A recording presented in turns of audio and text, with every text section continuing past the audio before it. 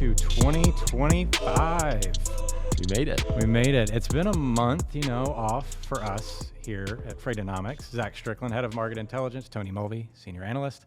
A lot's happened in that time. So this show, of course, we're going to spend a little bit of time talking about what has happened, some of the emerging stories and trends to start the year, but also kind of forward-looking and saying how are these going to manifest forward for the transportation market as well as the overall economy. Tony Mulvey, over the last month or so, we've had Craig Fuller, our CEO, has obviously been writing some articles. We're going to touch on those a little bit. We've had Mexico in the headlines with some of the trade policy there.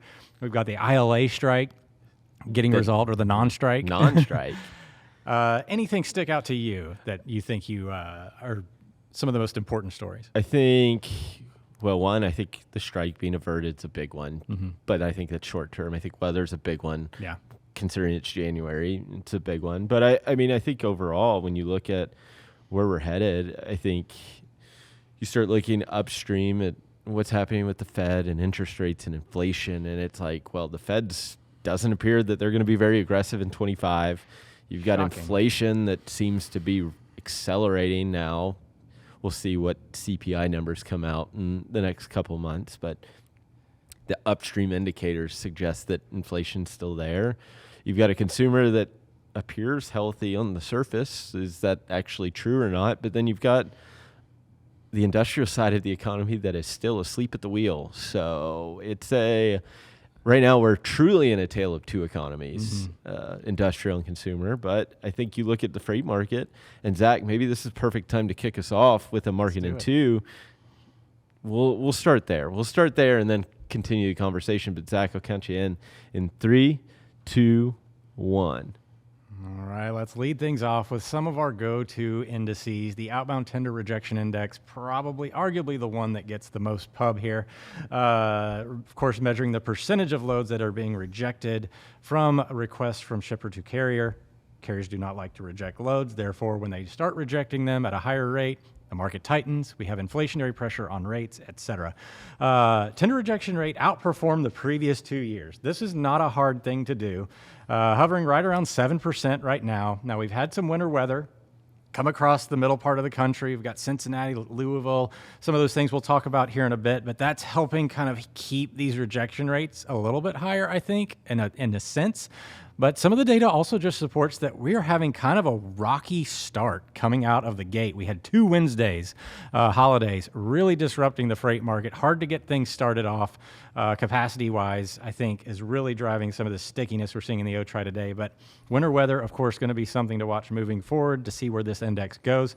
Let's go to the next chart here, the outbound tender volume index. This may be the index that I'm most concerned about in 2025. Some of the economic things that Tony just talked about. But we're showing a little bit of underperforming versus last year thus far. I'm not too concerned yet. There's nothing super telling. You're looking at that white line on the far left of your screen. I probably should have just centered this.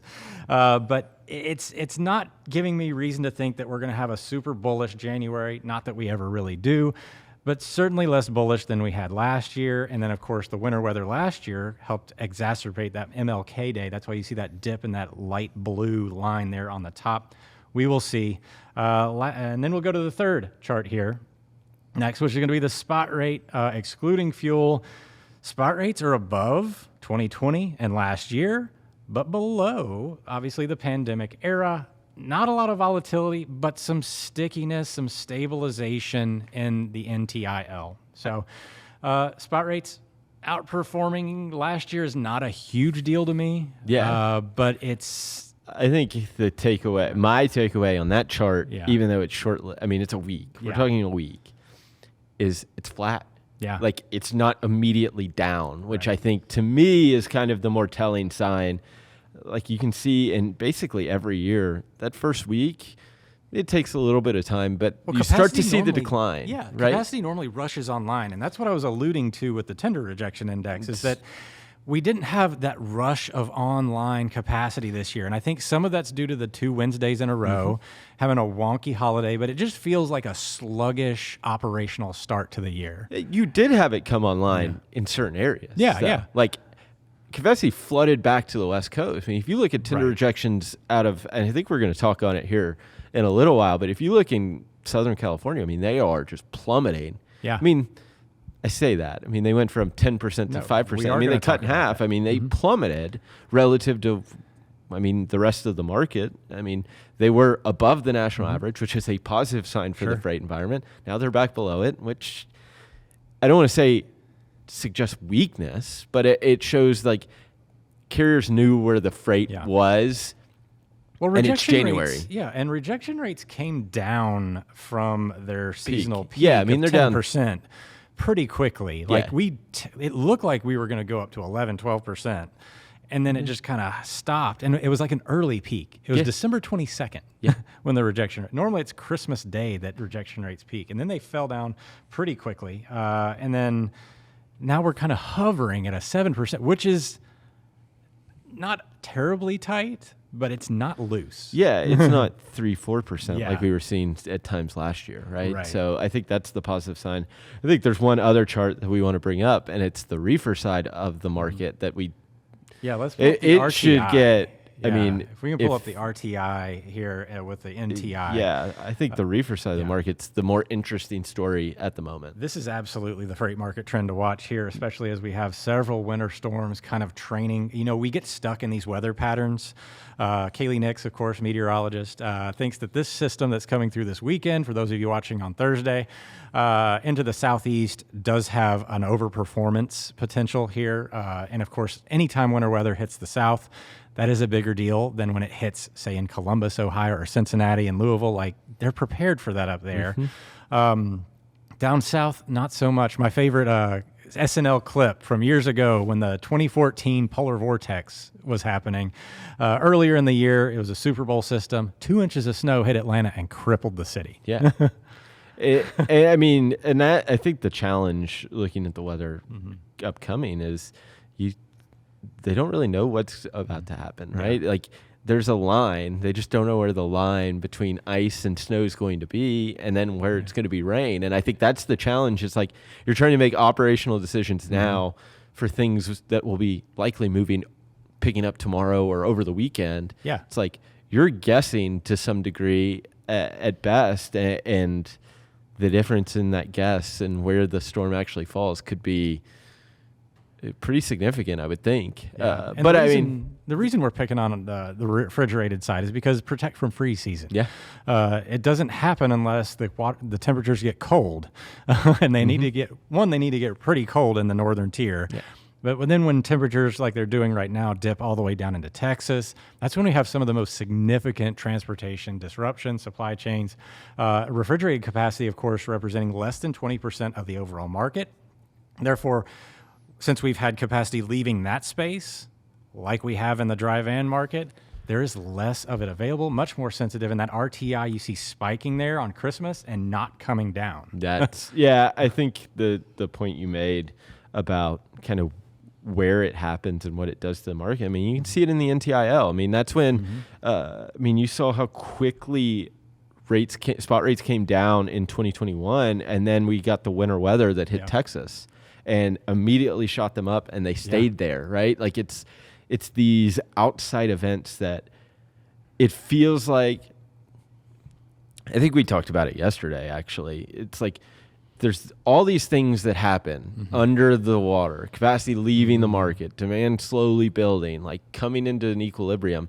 And then there's a shock factor. Yep. And that shock factor is what you can't see. And everybody puts the blame on the market turning for one thing. And in reality, the trend line has been changing significantly. And you look at the reefer side, that trend line has been up and to the right for months. I mean, really going back to early October. Yeah. Eventually, the van side's going to see some level of, I don't want to say similar trend, but it happens first in these more niche markets. Yeah, there's less refrigerated capacity, therefore it's going to be more sensitive to any kind of volatility.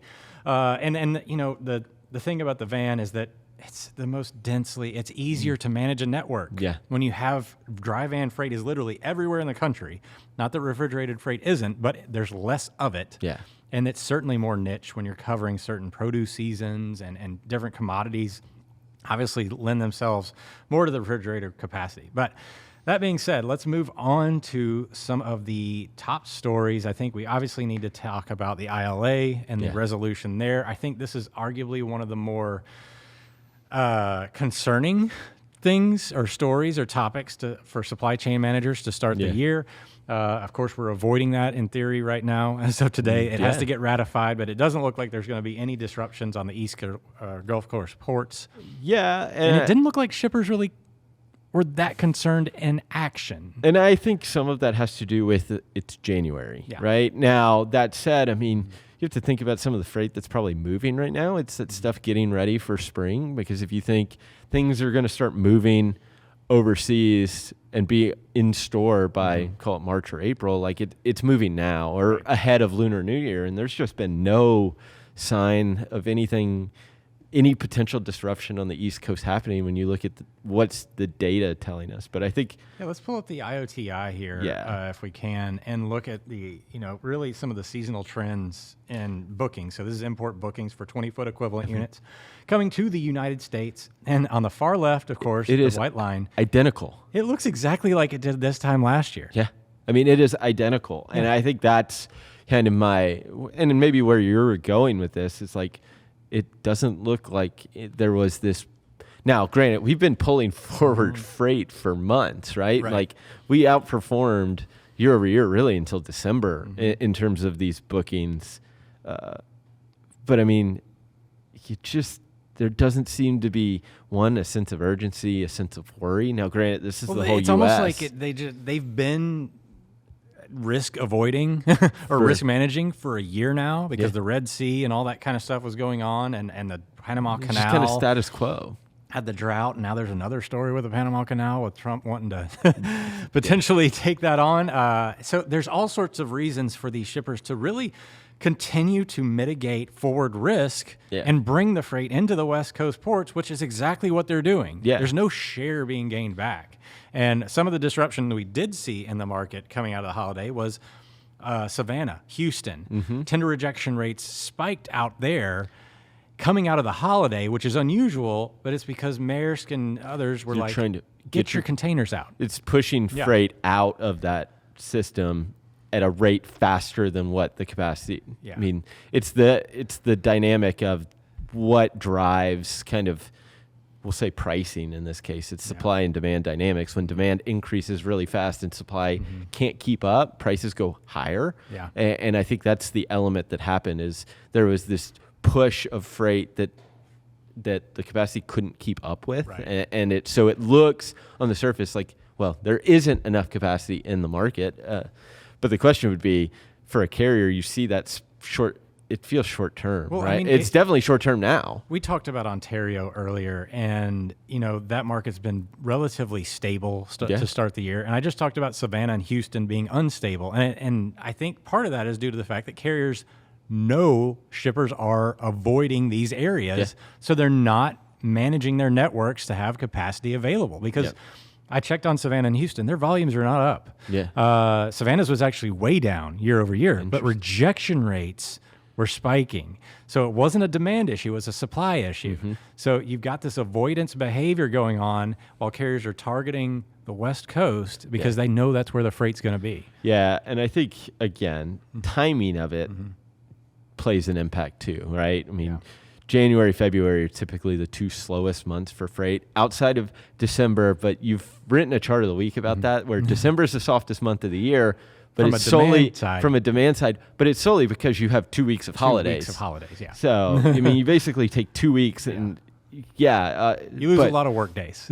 So it makes sense that right now, time sensitivity, things like that, moving to, you don't need the freight in the East Coast because you can deal with longer transit times from the West Coast inland. And intermodal is still taking a lot of that share. Because you've got time. You've got a lot of time. Time's on a shipper side. Yeah, and normally this is not replenishment season. This is when they're getting restocked. They're not shipping that further inland with any sense of urgency at this point. But speaking of Ontario, we have, of course, some tragedy going on out there. Catastrophic wildfires. Kaylee Nix wrote this article.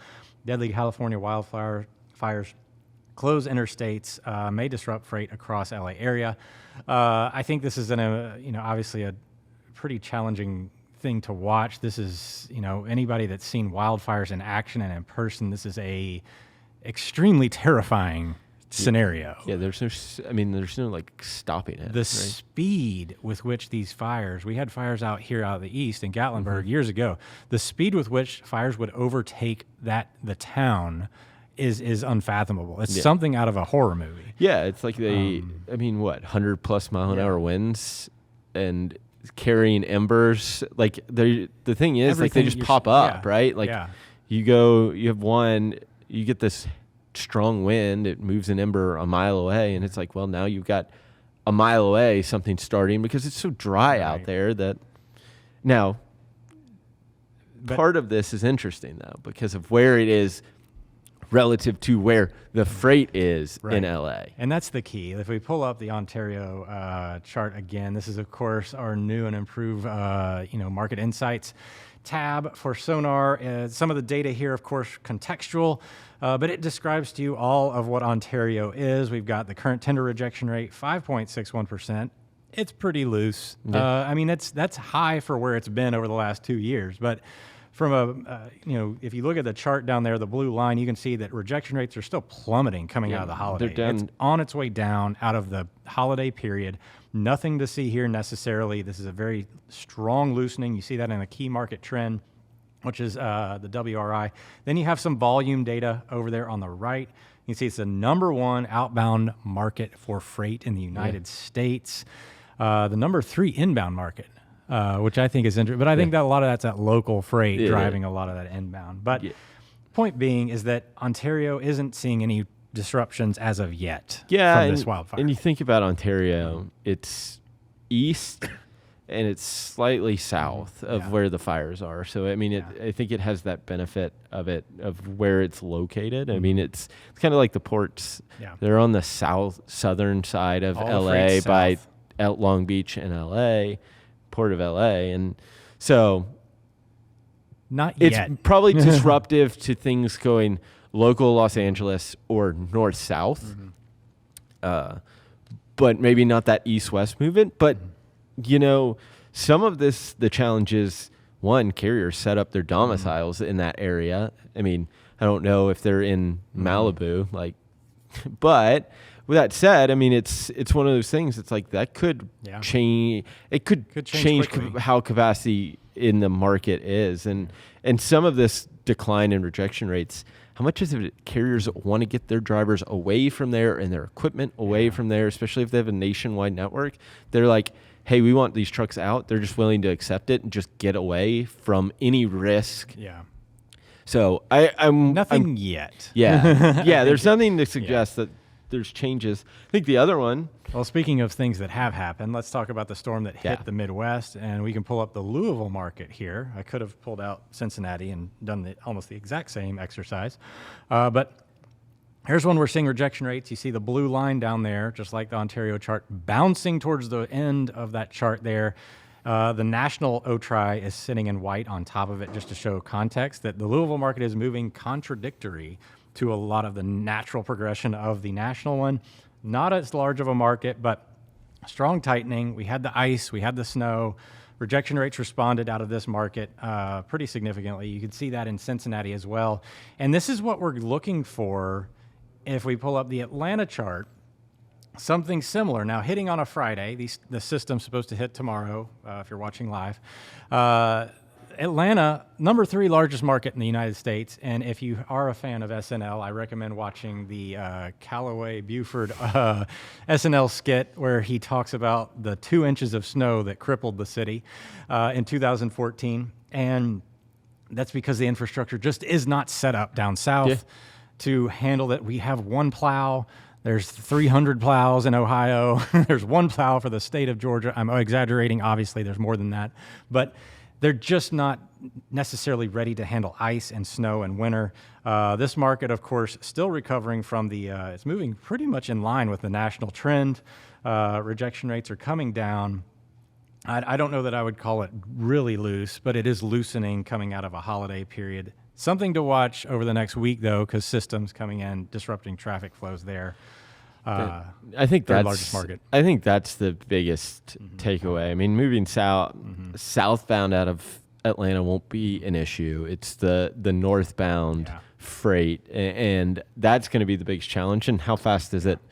How long is this disruption, right? I mean, because there's the risk of melt depending on how much we get, really starting just south of Chattanooga and north, right? Like, how much snow do you get?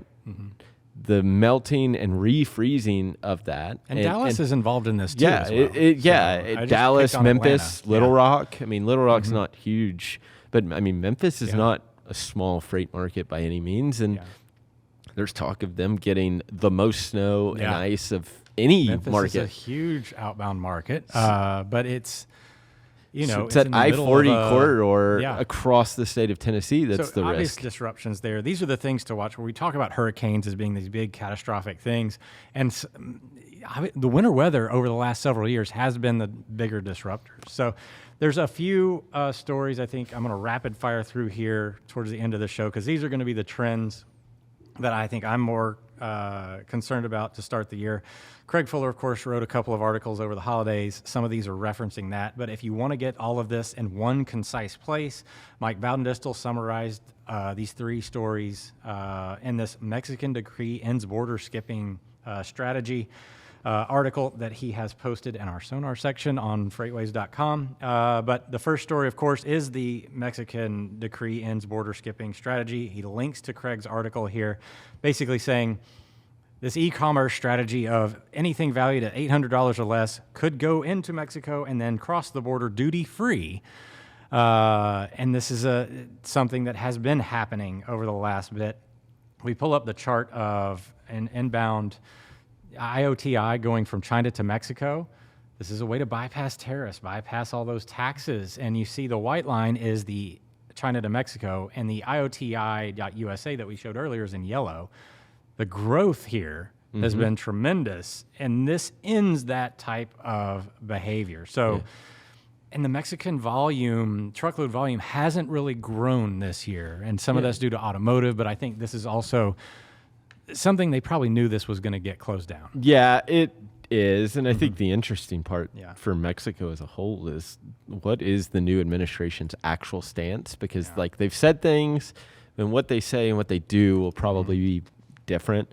I think the interesting part, and you touched on it slightly, is the automotive industry. I mean, it is not in a great place, and it doesn't appear to be getting any better. And I say that from a perspective of Detroit could be challenged. Cross-border Mexico could be challenged, because those are the two. Yeah, that's the industry that really drives a lot of freight. Well, that's where the infrastructure is down there. It's automotive heavy, along with some food items and things like that. They really hope that this decree helps build and bring that textile manufacturing component to Mexico for better long-term health. But I am pretty bearish on Mexico volume in the near term just because of those two things. Another reason I'm slightly bearish on Mexico volume is Trump is threatening to demand that Panama Canal return to U.S. control. That's another component of this, and that will, of course, in the near term, keep a lot of that West Coast preference as this gets sorted out. It may be a boon in the long term, but in the near term, it looks like it's maybe a little rocky. It's a little speculative at this point, but it's definitely going to be a trend that I'm watching. He does like to say things. Some of them stick, some of them don't. Yeah, we'll find out there. And intermodal will benefit in the near term as the intermodal boom continues to happen. And then the last thing here, air cargo growth to be halved in 2025 and growth to be halved. It's still going to grow, just at a slower rate, and it's because of all these ongoing disruptions. Yeah, 100%. Yeah. I look at the air cargo side, and it's one, admittedly, it is probably the biggest challenge to understand just because of how it works, right? It deals a lot with, there's the freighters themselves, but most air cargo moves on passenger planes, and it's high value goods that are super time sensitive, things like iPhones and the like. So it's interesting to see if that is an indication of slowing to me, it seems like a consumer maybe they're expecting a slower growth in a consumer over the next year. Because again, it's high value electronics, things like that the consumer loves to spend money on. But if they don't have the money to spend, will they spend on it? And I think some of that goes into, I mean, what was it? The iPhone 16 forecast was like much significantly lower than what it was for the 15. So it's like you're seeing kind of this growth trend slowing across the board. Anything, especially that touches the consumer. It feels like demand is really has some headwinds this year, even though the consumer, the one economic indicator that we'll dive into a little bit deeper next week, hopefully with Dr. Zach Rogers, hearing the year-end review of the LMI. But yeah, the consumer continues to be the one shining star in all of this, and that's honestly the most important figure in the American economy. We will dive into that there. Hopefully everybody had a good New Year. Have a great week.